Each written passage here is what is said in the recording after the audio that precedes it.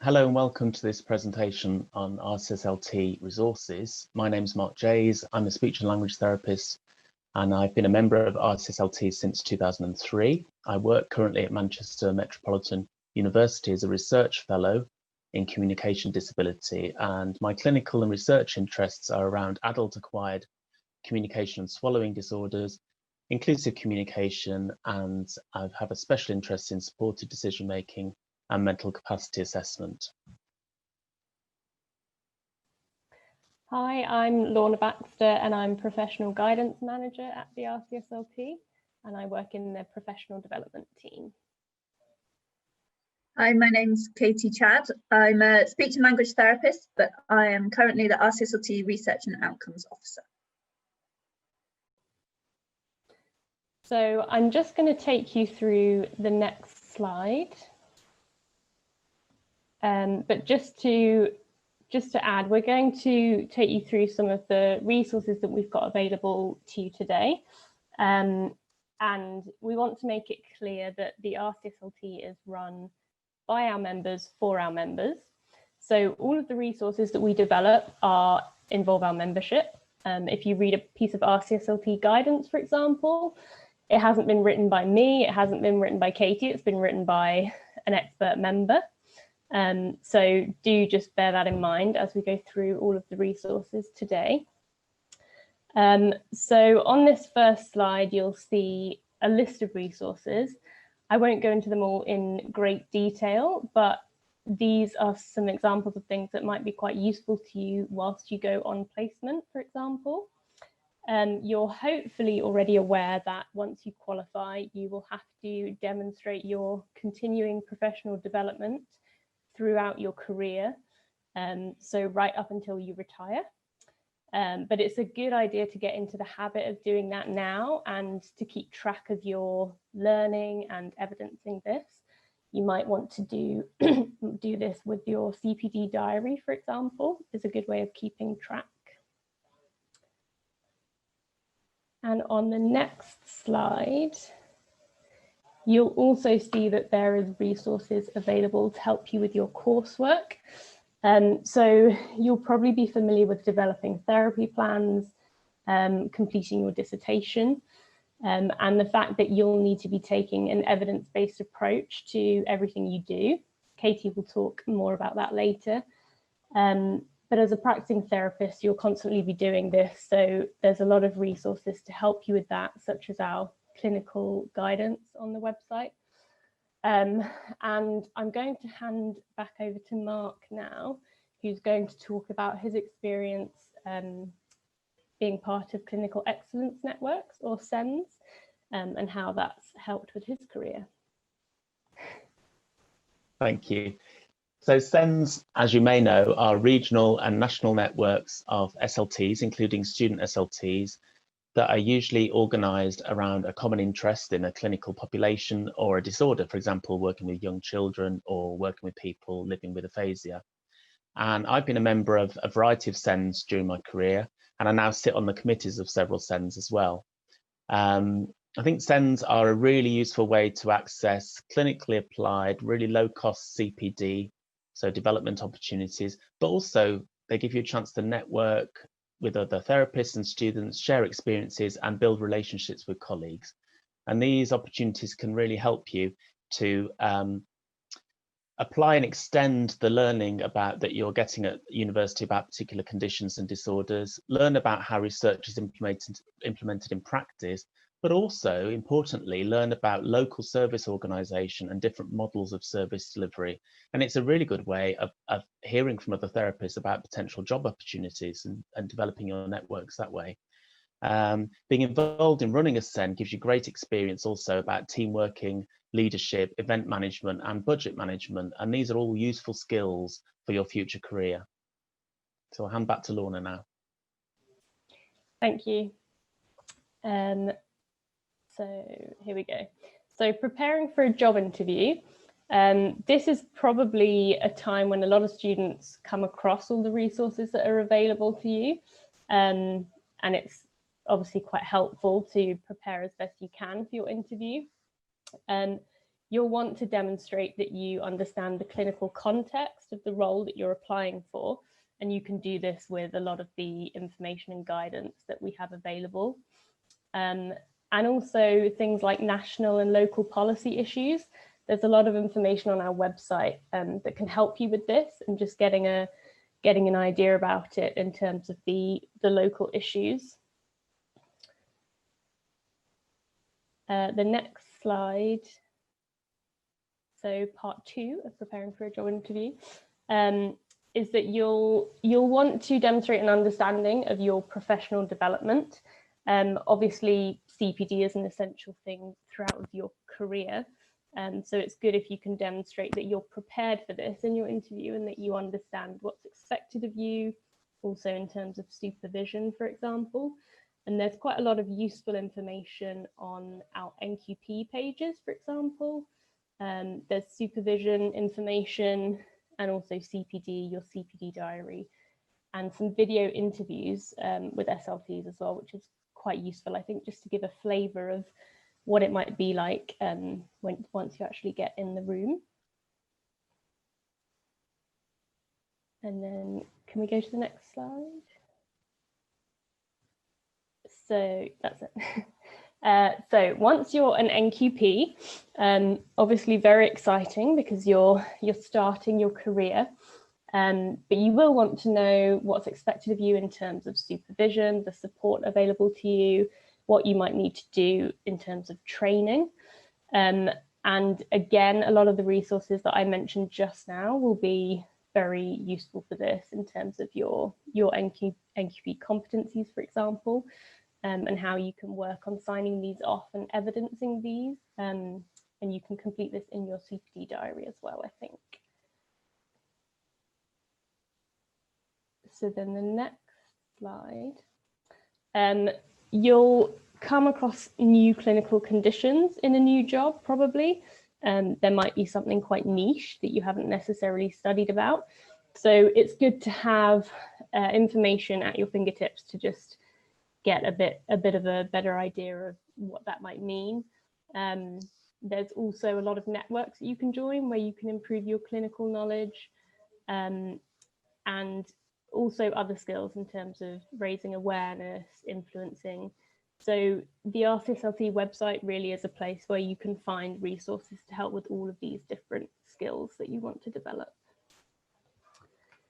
And the next slide, so I'm going to hand over to Mark now, who's going to talk about his own experience in helping us to develop some RCSLT professional guidance. Thanks, Lorna. So I've been involved in 2 projects to develop guidance. As you can see on this slide, the guidance was related to supported decision-making and mental capacity, and also to inclusive communication. And I got involved because I was really interested in these topics, and was very much involved in this in using this kind of these approaches in my practice, and wanted to learn more, and felt that RCSLT could help the membership in developing new resources. So in each project, I worked with a group of other SLTs to develop these new clinically focused resources that we felt would be useful to students and practicing speech and language therapists, to help them really understand their roles and responsibilities in relation to the topics, and where they could go to find out more information and support.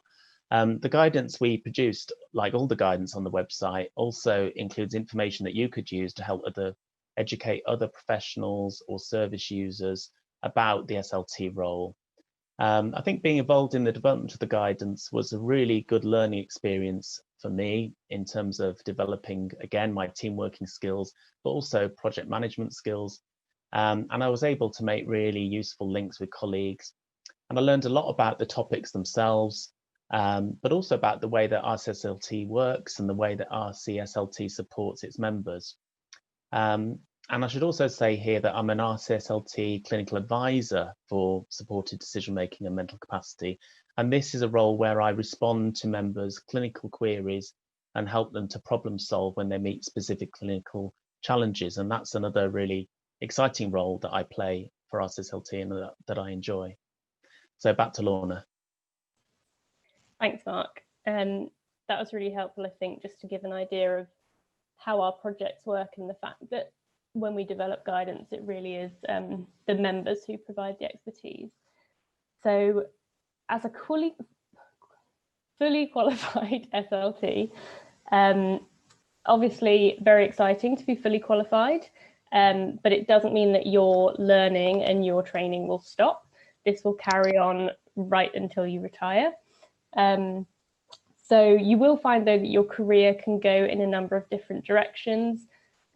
People might take breaks from practice. A lot of people might go and work abroad. You could go into independent practice, work in higher education. Katie's a good example, actually. She's now working at the RCSLT. So there's a lot of different choices available to you once you're fully qualified. And all of the different resources that are available to you will be quite helpful, I think, for whatever path you choose. And the next slide. So whatever you end up doing in your career, you'll obviously need to keep your clinical knowledge and your research knowledge up to date. But there are also other skills that you might want to develop, managerial, leadership, for example. And we do have resources about all of these sorts of topics as well on our website. So you can find information to help with this. There's also e-learning, there's policy guidance, professional networks, again, that are really helpful to work on these skills.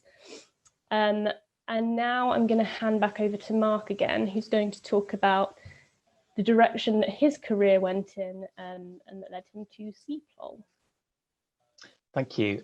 So I represent RCSLT members at CPLOL, and CPLOL, which you may have heard of, is the European umbrella organisation for different speech and language therapy professional associations across Europe. So it represents over 80,000 student and practicing SLTs across 30 countries in Europe. And I volunteered for this role because I really enjoy meeting and collaborating with colleagues from different backgrounds. I have a background in languages. I did a language degree initially, and I've lived abroad, and this really felt like a really exciting opportunity for me, and it has been. So in the role, I meet with colleagues from abroad, from Europe, and I contribute to CPLOL decision-making about European speech and language therapy awareness raising campaigns. That's one of the main aims of CPLOL, is to raise awareness amongst the main population, but also other professionals about the work we do, but also different projects to share and develop international understanding and standards around SLT training, practice and research. Those are the three key areas.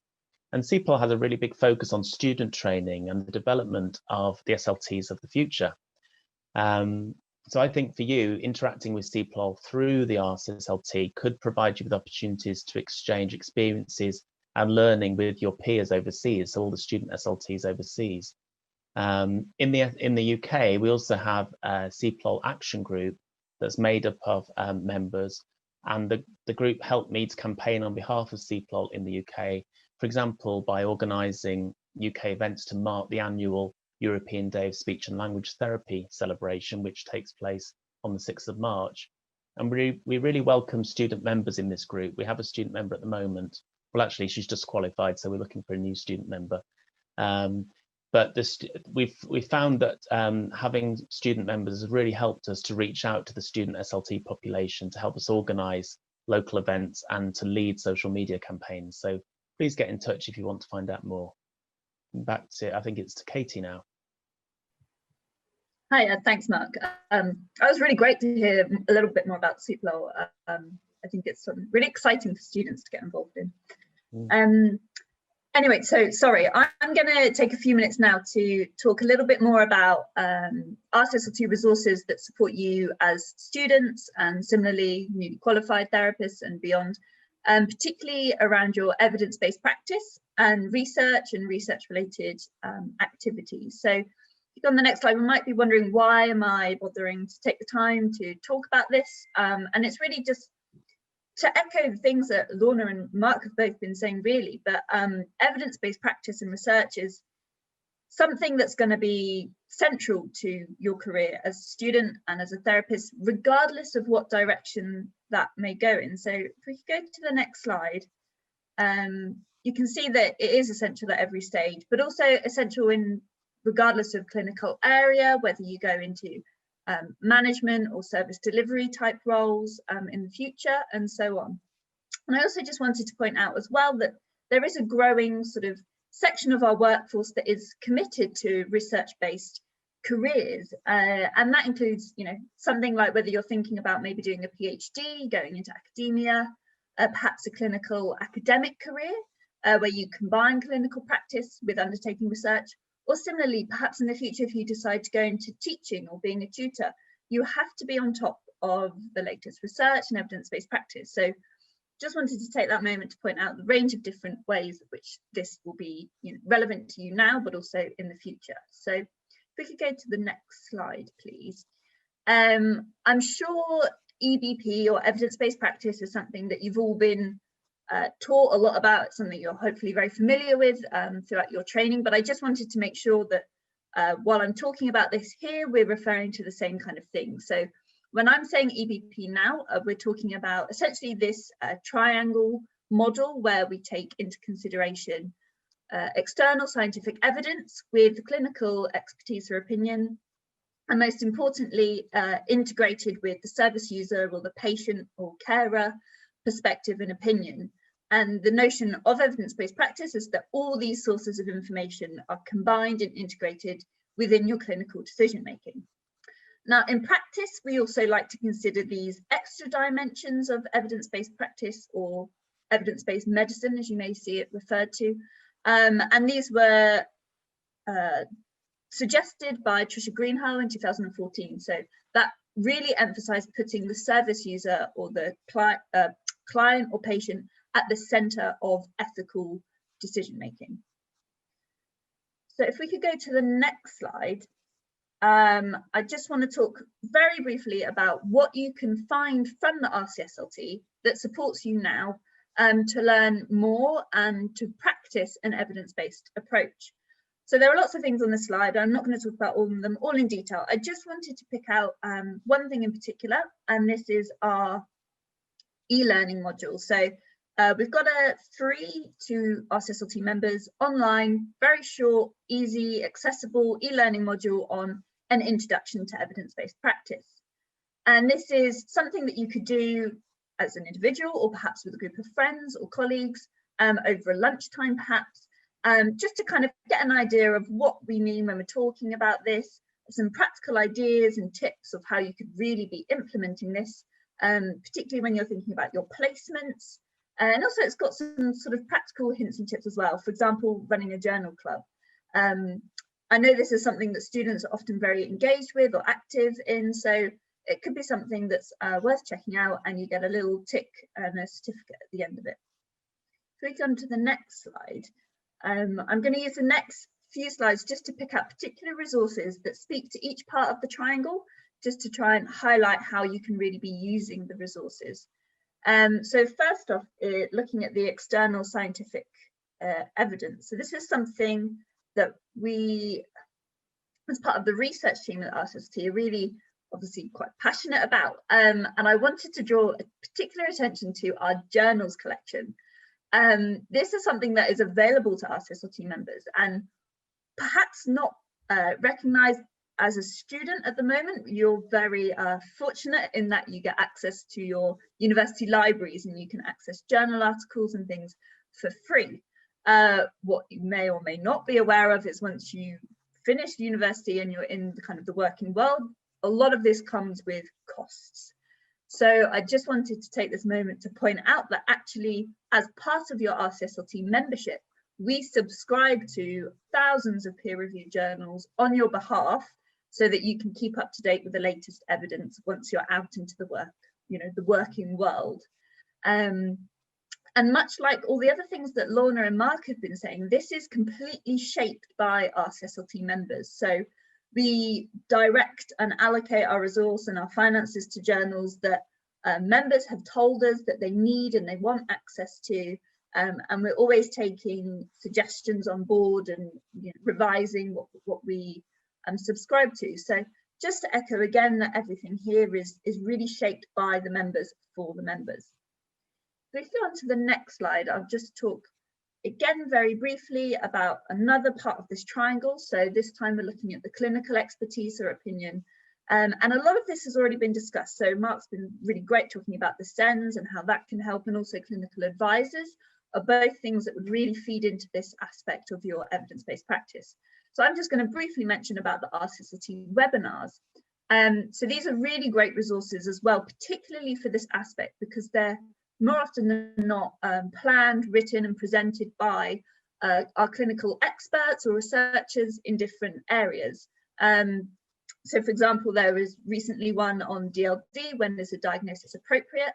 And this was completely written up by our experts in this field. So it's a really nice opportunity to get the latest advice and steer from those who are really in the know. And it can also be a really great opportunity for a question and answer session. So if you have got a particular challenge, that's another way that you could get some expertise. And I think when we go to the next slide, we'll touch very briefly on the service user, patient, caregiver perspective. So we have to remember that regardless of the research, the clinical expertise, that actually ultimately all your decisions in clinical practice have to be underpinned by the preferences and the opinions of the patients that you're working with. So to support you in this aspect of evidence-based practice, the RCSLT has this series of the more kind of professional guidance, which Mark has already also alluded to. But particularly speaking to this issue, we've got guidance on collaborative working, enabling service users, and the fantastic guidance that Mark has helped write on supported decision making and mental capacity. So these all contain some really kind of core guiding principles of how you can best be doing these things in practice. So finally, on the next slide, I just want to spend a really brief bit of time highlighting a few things that the RCSLT has to support students and qualified SLTs to carry out research or develop research-related or academic careers, or to get involved with projects at a local or case-based level.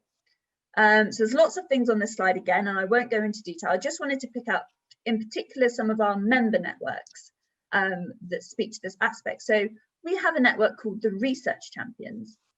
This is a very friendly kind of peer support network for anybody with either a strong interest in evidence-based practice or people that are either considering or doing research.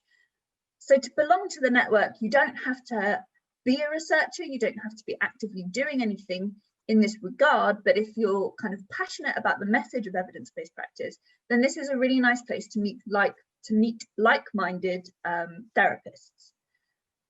We have workshops every other year, which are kind of like mini conferences where members can practice their presenting and their research skills and so on.